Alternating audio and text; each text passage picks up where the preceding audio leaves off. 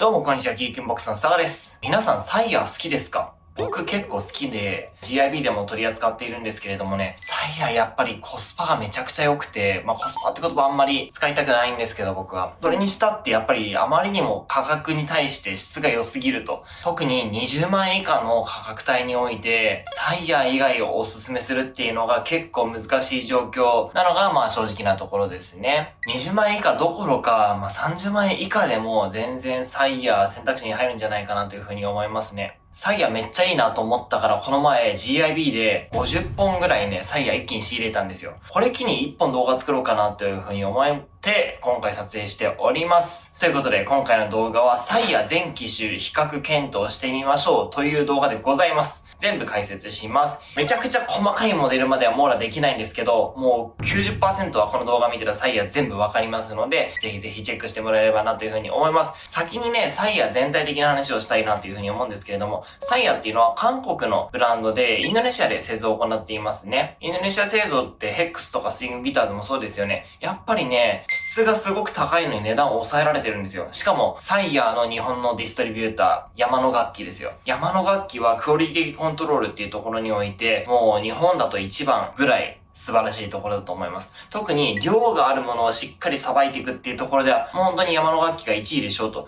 いうところで、そもそもクオリティ高いのに、その後日本に入ってきてからもクオリティ高いと。もうね、夢のタッグですよ。最高です。サイヤーの推しポイントとしてはね、いくつかあるんですけれども、まず一つは演奏性の高さなんですよね。やっぱりネック周りのクオリティすごく高くて、フレットなんですけどね、ロールドフレットボードエッジズ。っていう風な言われ方をしていますね、サイヤでは。やっぱりネックの丸め方、指板のエッジの作り方というか、そこら辺がすごく上手いなという風に思いますね。非常にいいなと。そしてやっぱりサウンドもね、いいんですよ、これが。マーカスミラーの名前を冠しているわけなんですけれども、ピックアップとプリアンプをね、やっぱりマーカスミラー印で、それらのね、質非常に高いです。やっぱり音いいなと思いますね。プリアンプもちょっと複雑なんですけど、とても良いですね。はい。やっぱ演奏性の面においても、サウンドの面においても隙がないっていうのがサイヤーでございます。そして、モデルの多さもね、サイヤーの魅力の一つなんですけれども、たくさん種類あります。そしたら一つ一つ紹介していくので、一緒にチェックしていきましょう。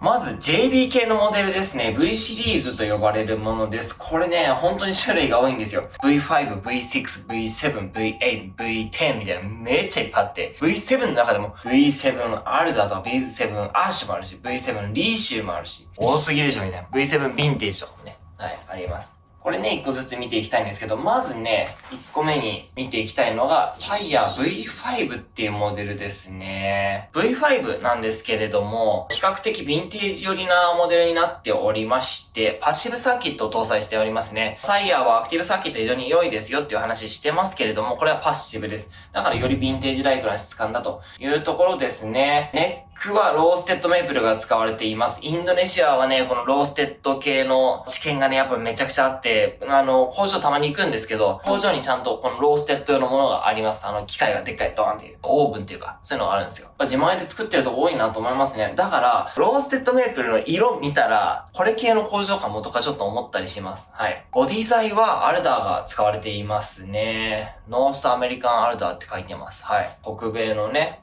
ちゃんとしたアルダー使ってますよってわざわざ書いてるぐらいですから。V5 にはね、V5R っていうものもあるんですよ。はい。V5R の方は単純にローズウッド指板だということでございます。価格に関しては9から10万円ぐらいかなというふうに思います。4弦も5弦もあるんですけれどもね。だいたいそれぐらいの予算感で良いかなと思いますね。GIB の価格です。次に V6 というモデル、はい、紹介しようかなと思います。馴染みがありますね、なぜか。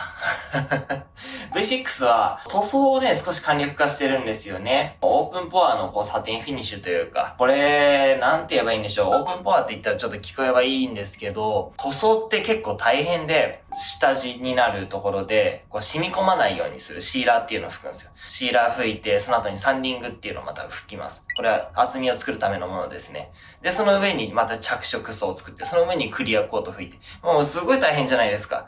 一方、このオープンポアみたいなもの、もちろんね、どういうやり方してるかによりますけど、明らかにね、その工程が少ないんですよ。下手したらね、色拭いて終わりです。それでも役割は果たすわけだから、僕は全然悪くないなっていう風に思ったりしますね。はい。で、この V6 はね、見た目の通り、そうしたフィニッシュなわけです。V6 に関して言うと、とても軽量なのもね、大きなポイントで、4キロ切ってるのはほとんどですね。GIB の在庫を見ると、物によっては 3.05 キロまでいってるのありますね。だいぶ軽いです、これは。軽いなぁ。ボディ材がですね、マホガニバッグのアッシュトップと、多分チェンバードなんじゃないかなと思いますね。抜いてるでしょう。インドネシアのマホガニってね、結構いいです。なんですけど、軽いのはそんなに多くないんですよね。っていうところでマホガニバッグアッシュトップっていうところで抜いてんのかなと。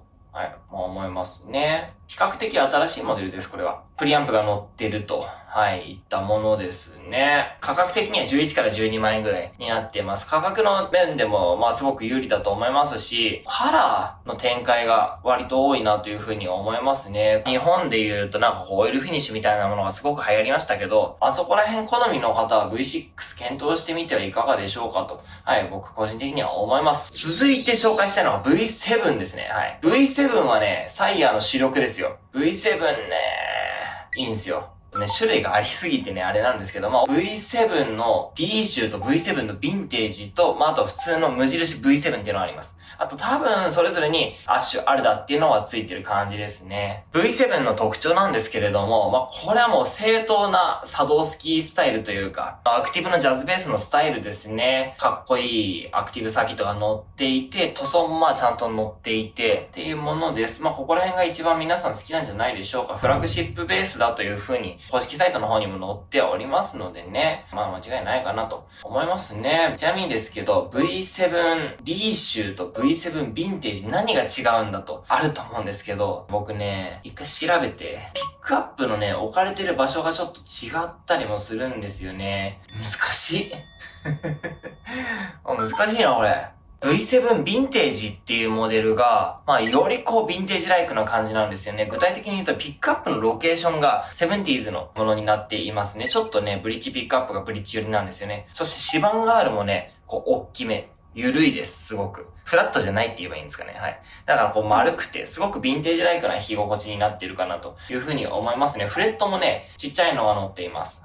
V7 リーシュなんですけれども、こちらはね、ちょっとモダンな仕様になってるっぽくて、ブリッジが違いますね。あとトップ材が付けられてるものがあったりもします。あとバインディングないですね。普通の V7 の方はバインディングがあります。だからざっくりですけど、ただアクティブサーキット乗っけただけのシンプルなモディファイ具合のフェンダージャズベースっぽいのが欲しかったら普通の V7。よりモダンなモディファイを施したものが欲しかったら V7 リーシュー。で、本格的にヴィンテージライクなものが欲しかったらヴィンテージモデル。っていうものがいいんじゃないかなという結論になります。とても難しいな。ボディ材によっても音違うと思いますから、ここら辺はね、かなり弾き比べてみるといいかなと思います。もちろん、音の弾き比べは在庫がある限り全ての種類やります。ボディ材違いでもやりますから、ご安心くださいと。価格帯としてはとてもやっぱり広いんですけれども、11から15、6万円ぐらい見ていたらいいかなと思いますね。続いて V8 というモデルなんですけれども、こちらがローステッドメープルをフューチャーしたシリーズだという風に言えるでしょう。V7 のローステッドメープル版といった感じですかね。ブリッジもモダンなものが載っています。V8 かっこいいな。僕的には結構 V8 おすすめなんですよね。ローステッドメープル質感結構いいです。僕は好きですね。そしておなじみのね、このアクティブサーキットも載っているということです。価格帯としては15万円前後になってくるかなと思います。続いて紹介したいのが V10 というモデルですね。V10 はよりモダンなルックスがすごく特徴的ですよね。アッシュの上にバールポプラーを乗せている。エキゾチックな見た目になっているかなというふうに思います。コントロールプレートとかを使わないで、ボディにそのままノブがくっついているような形になっているので、見た目がやっぱりね、モダ段なんですよね。はい。これに関して言うと、値段が20万円前後まで跳ねてきますと。このハイエンドっぽい感じのジャズベースみたいなものは好きな人多いと思いますから、僕としてはね、悪くないかなというふうに思いますね。超個人的な話をすると V7 推しですけどね、やっぱり。で、いいなと思います、さすがに。はい。ということで、ここまで紹介してきたモデルたちなんですけれども、できるだけ細かくスペック違いでしっかり弾き比べてみるので聞いてみてください。Mm-hmm.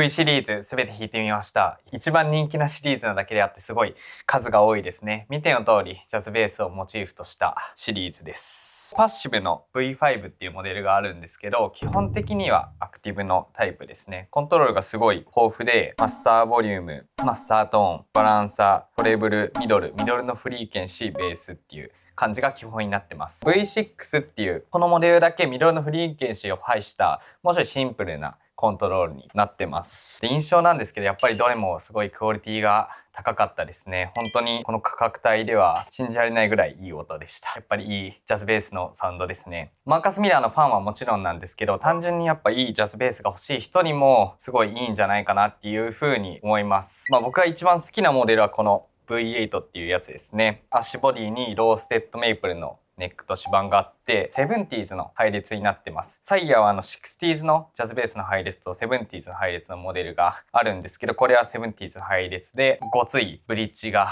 乗ってて、いわゆるマーカス・ミラーが好きな人はこの V8 と、あとはこの V7 のヴィンテージっていうモデルですね。このどちらか選ぶのがいいんじゃないかなっていうふうに思います。僕はマーカス・ミラー大好きなので、この V8 が一番好きでした。V シリーズの中でクラシックなスタイル選びたい人はこのパッシブモデルの V5 を選ぶのがいいんじゃないかなって思います。オールマイティーなジャズベースタイプアクティブで、もしくは語源のアクティブのジャズベースでってなると V7 のシリーズですね。V7 のアッシュ、アルダーとか V7 ヴィンテージのそのあたりを選ぶのがいいんじゃないかなっていうふうに思います。で、よりゴリゴリとスラップしたいマーカストな人にはこの V8 っていうモデルが一番いいと思いますし、もう少し端正で綺麗なサウンドが欲しい、ちょっとハイエンドっぽい感じが好きな人は V6 と V10 がすごいいいんじゃないかなっていうふうに思います。サウンドも合わせてぜひ参考にしてみてください。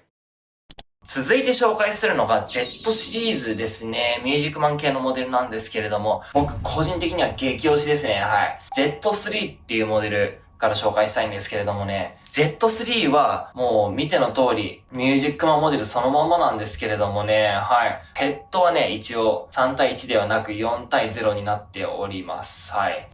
Z3 僕は結構おすすめだな。これね、何がいいかっていうと、プリアンプ意外といいじゃんと思って。ジャズベースに合うプリアンプだってのはもう理解するんですけれども、ミュージックマンでもいけるんだっていう。はい。だからそこら辺がすごくいいなと思ってますね。特に Z3 はよりシンプルな形ですよね。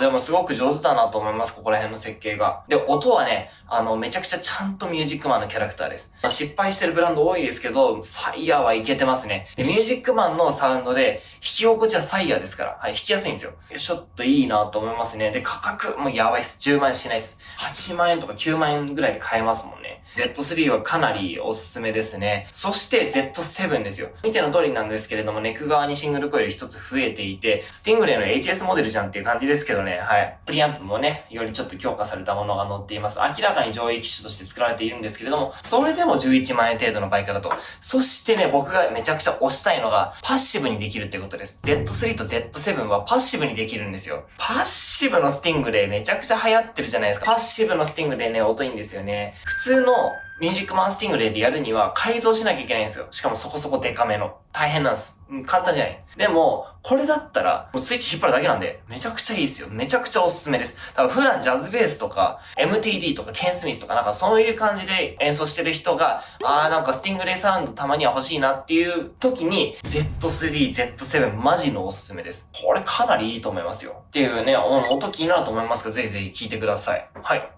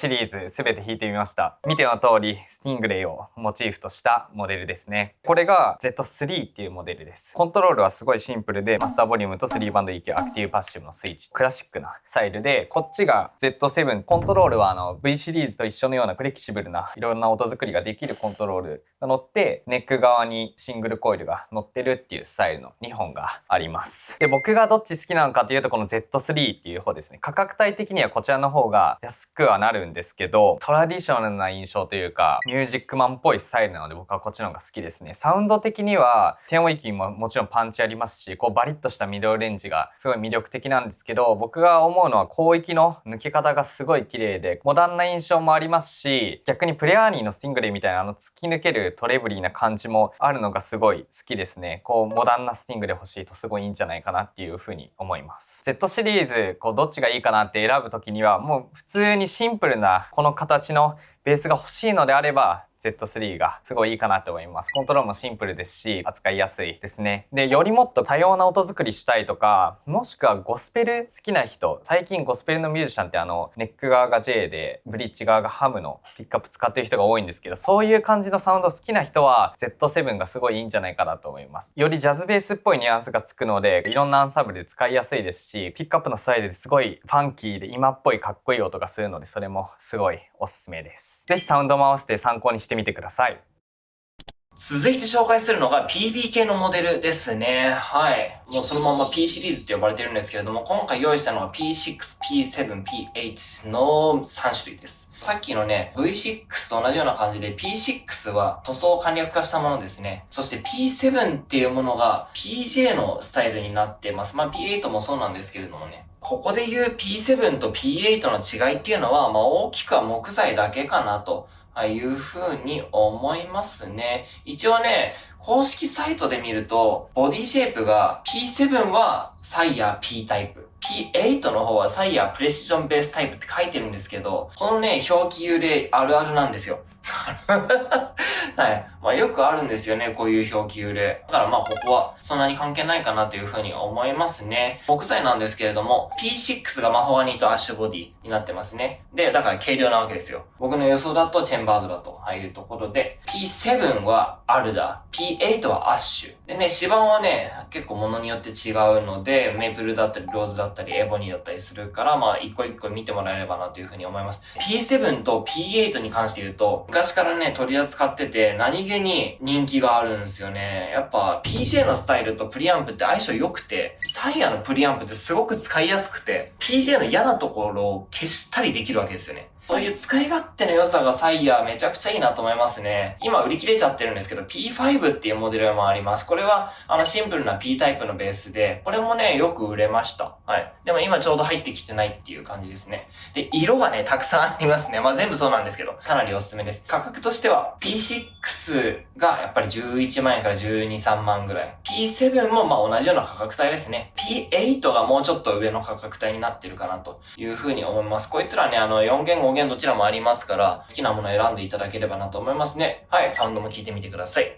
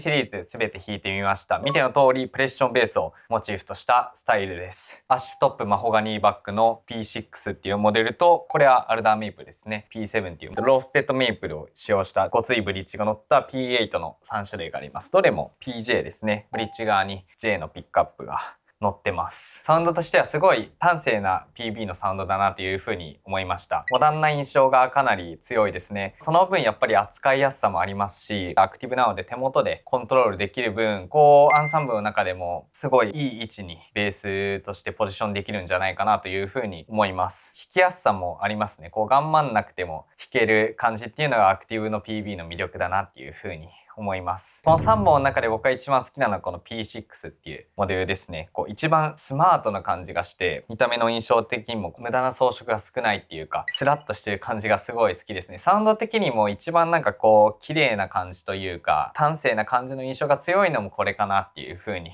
思います。コントロールもシンプルですし、個人的にすごい扱いやすいなっていう風に思いました。この3種類の中の選び方なんですけど、一番スマートで端正な感じが欲しい人はこの P6 がすごいいいと思います。一番オールマイティな感じ、バンドとかに持ってってもしっかり仕事できるような感じはこの P7 かなっていう風に思います。V シリーズの V7 とも同じ印象ですね。というよりもっと派手で力強い音、ロックとか最近のヒップホップとかそういう感じのアンサンブルに合いそうなのはこのP8 かなっていう風に思います。ローエンドがすごいタイトで強いので、その感じもすごいいいなっていう風に思います。ぜひサウンドも合わせて参考にしてみてください。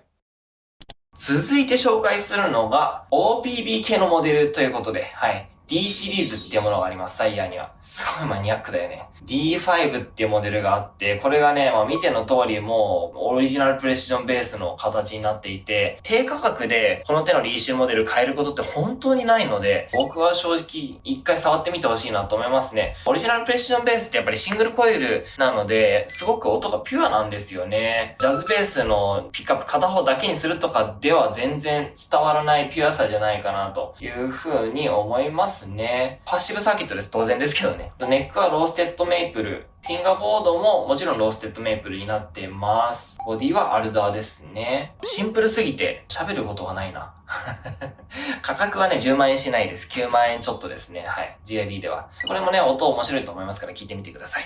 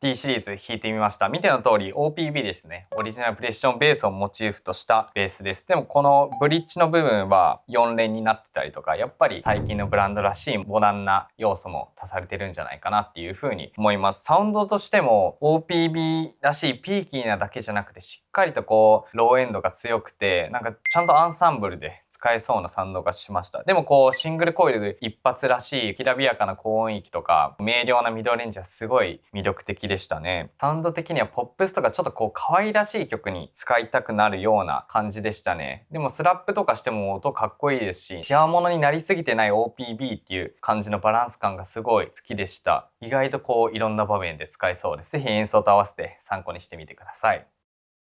続いて紹介するのが U7 シリーズというところで、これはね、ジャズベースのシェイプなんだけれども PJ のピックアップレイアウトになってますよというベースです。見た目としては非常にモダンですよね。ピックガードはなくて、カラーリングもクラシックなスタイルじゃなくて、最近の感じの見た目だなというふうに思いますね。で、アクティブサーキットを積んでいて、モダンなモデルだなというふうに思いますね。はい。U7 の他に U5 っていうモデルもあって、こっちはね、ショートスケールなんですよ。今 GIB では在庫切れちゃってるんですけれども、ショートスケールでフィギュアードトップというちょっと変わったベースなんですよね。この U シリーズは少し発展的なモデルなんですかね。U7 音もかっこいいので、普通に実用的です。はい、聞いてみてください。価格としては99,000円と非常に安いですね。もちろん高いですよ。稼ぐの大変ですけれども、比較的安いですよね。はい。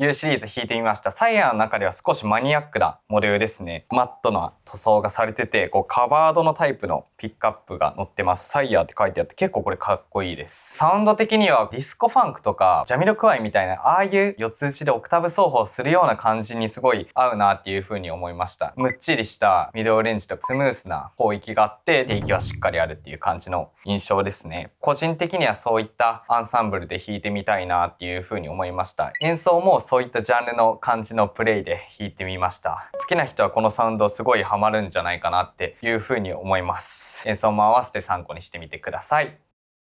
続いて紹介するのが、モダンなオリジナルモデルのベースですね。はい。M シリーズと呼ばれるものです。M シリーズはね、M2 とか M5 とかもあるんですけれども、今回用意できたのが M6 と M7 というモデルです。M6 一番最近出ました。ヘッドレスのシリーズですね。ヘッドレス、かなりいろんなブランドが今やっていて流行ってるんですけれども、正直みんなパクリじゃないですか。はい。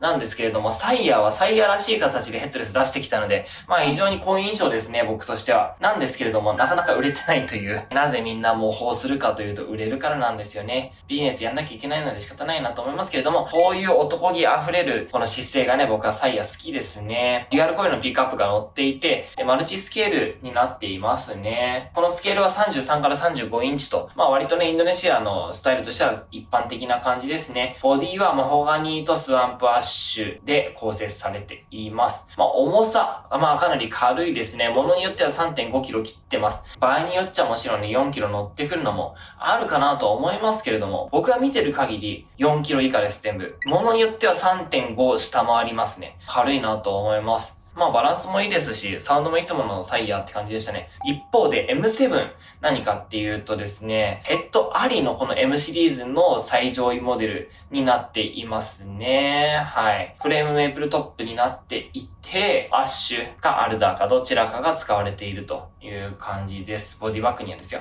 語源に関して言うと35インチのスケールが使われていますね。指板はエボニーです。で、当然24フレットになっていますね。このサイヤーのモダンなモデル意外と人気があって、取り扱い始めた当初はジャズベース以外無理なんじゃねえかと思ってたんですよ。だってマーカスミラーって書いててジャズベース以外あったらおかしいじゃないですか。でもね、M シリーズ結構いいです。特に多弦おすすめですね。はい。僕としてはかなりいいなと思います。今、GIB の価格を見ると、M7 が18万円ぐらい。そして M6 が13から14万円ぐらい。ものによっては安いと12万円切ってるような形になっていますね。まあ非常に値段いいなと思います。はい、音も弾いてみてください。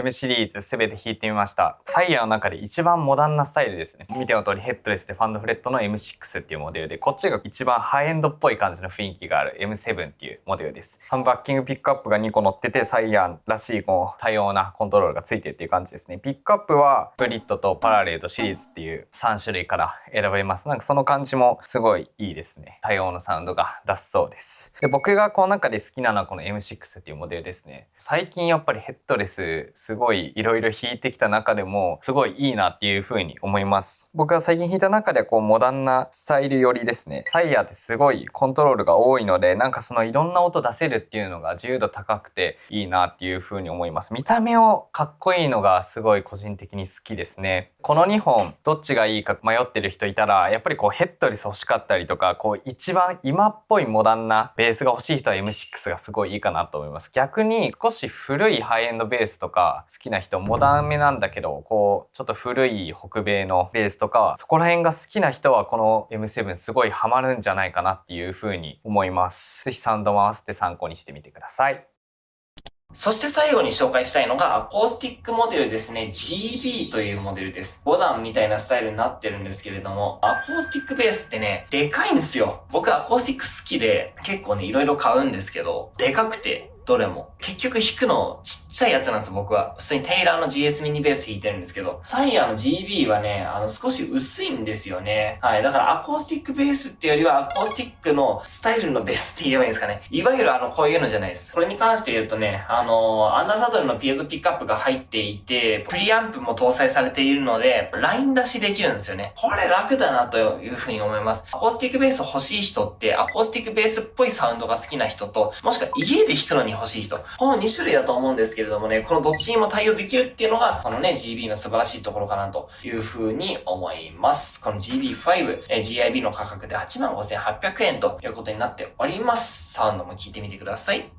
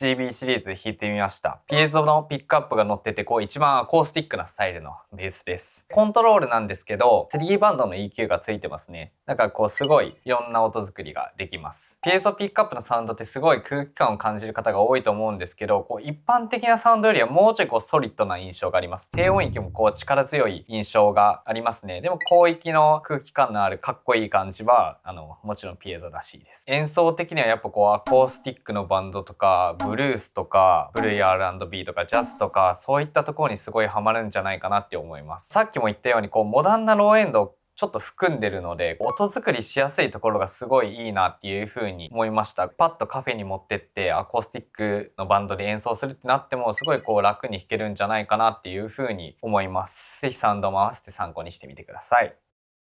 サイヤー全機種紹介しようということでやってきてみました。いかがでしたでしょうか？韓国系のインドネシア工場のベースブランドって移り変わりがめちゃくちゃ早くて、モデルチェンジが早いんですよ。サイヤーも新しいのどんどん出るし、古いのからどんどんアップデートされていくんですよね。この動画はいつまでも楽しめるものではないと思うんですけれども、でもね、すごくおすすめだから作ってみました。いかがでしたでしょうか？サイヤー僕個人的にはかなり好きで、さっきから話してる演奏性の高さ、もうこれに関しては、これ以上弾きやすいベースを探すのが難しいぐらい弾きやすいです。音質もね、やっぱりいいんですよ。このクオリティ出してきたら、最安値狙ってる日本のね、ベースブランド、正直勝てないよねとは思いますよね。何かしらのコンセプトとか強いキャラクターがないと、サイヤには勝てないよという感じかなと思います。あともう一個僕好きなのが色ですね。サイヤ、特にね、アイスブルーがすごく好きです。すごくサドスキっぽいアイスブルーがあって、かなりいいおすすめですね。この手のね、韓国系インドネシアベースかなり多くて、ヘックスとかスイングもそうですし、あとは今ね、ビジネス進めてるコルトも同様ですよね。コルトが作ってるブランドって PRS とかアイバニーズとかじゃないですか。だからやっぱインドネシアの実力ってやっぱすごく強くて、今ギター業界で間違いなく一番ホットな国ですよね。昔は日本でしたよ。今は違います。ヤマハとか、はい、そこら辺もインドネシアで作っていて、フェンダーもそうですよ。今、世界の中心の一つはインドネシアになってるなというふうに思います。めちゃくちゃ暑くてインドネシア。最近僕ハマってるんですよ。良すぎて。いつまでこれ続くかなっていう感じですけどね。はい。い。で、あと実は F シリーズっていうのもね、あるんですよ、サイヤーは。F シリーズあるんですけれども、僕がサイヤー好きなのって、ある程度値段が安いからなんですよ。だけど F シリーズちょっと高くて、一旦省いてます。要望があればやりますから言ってください。あと他にもね、V の新しいモデルとかあったりするんですけれども、なかなか日本に全部入ってきてなくて、そこら辺もね、また試す機会があったら動画にしようかなというふうに思いますのでね、引き続きチェックしてみてください。ということで本編終わり。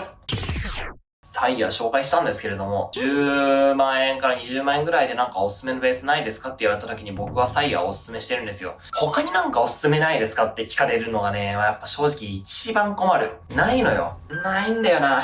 強いて言えば、アリアプロ2の RSB シリーズ。はい、あれもインドネシア製なんですけれども、10万以下で買えますね。あれすごくいいなと思いました。だからいっぱい仕入れたんですけど、やっぱちょっと正直売れないです。みんなジャズベースフォーマットがいいんだなっていう風に僕は感じていて、それで言うと、サドースキーのね、MX シリーズ悪くないかなという風に思いますね。このサドースキーメトロエクスプレスシリーズやってんのも山の楽器ですよ。山の楽器ディストリビューションです。強いわ、山の楽器さん。山の楽器強いな。追い越したい。はい。あと他に何でしょうね。やっぱりヤマハとかアイバニーズとかそこら辺になってくるかなと思います。この価格帯はインドネシア圧倒的に強いです。僕がおすすめしたいのは工場を持ってる系のインドネシア系のね、ところですね。工場を持ってる系強いです。つまりヘックス、スイング、コルト、サイヤーみたいな韓国系の資本が入ってるところですよ。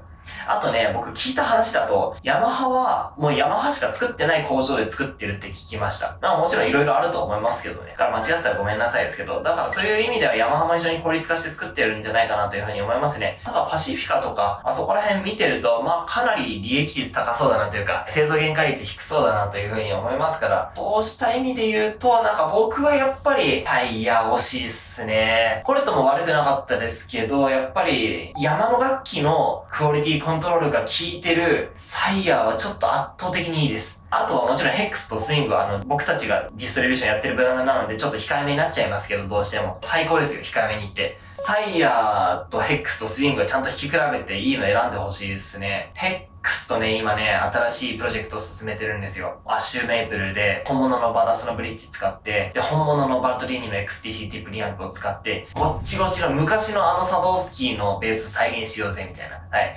僕そういうの好きなんですよね。だからインドネシアは、もっとこれからいろんなことができるんじゃないかなというふうに思っていますね。逆に言うと、ヨーロッパとかアメリカのブランドは、やっぱりブランディングすごく強くて、キャラクターも強いですし、いいものを作ってるなというふうに思いますね。日本がやっぱり厳しいかなっていうふうに僕は思うんですよ。なんて言えばいいんですかね。やっぱ高いんですよ。安くないんですよね。日本で今、いろんなベースブランドの人と話したり、自分でもね、ベースブランドやったりしてて思いますけど、どうね、その場弾いても、4、50万以上には絶対なるんですよ。逆に30万台に抑えてるのすげえなっていう。難しいんですよね。はい。激安ブランドはまた別ですよ、ディバイザーみたいな。ああいうのはまた別ですけど、エキゾチックとかすげえなと思うので、ちょっと最近上がってますけどね。一番僕最近すごいなと思ってるのはブラックスモーカーですね。ブラックスモーカーって正直、かなり作ってるんですけど、店主とアルバイトの子でやってるラーメン屋みたいな感じじゃないかなと思うんですよね。組織規模自体大きくないんですよ。本当の会社だとしたらちょっとあれですけど、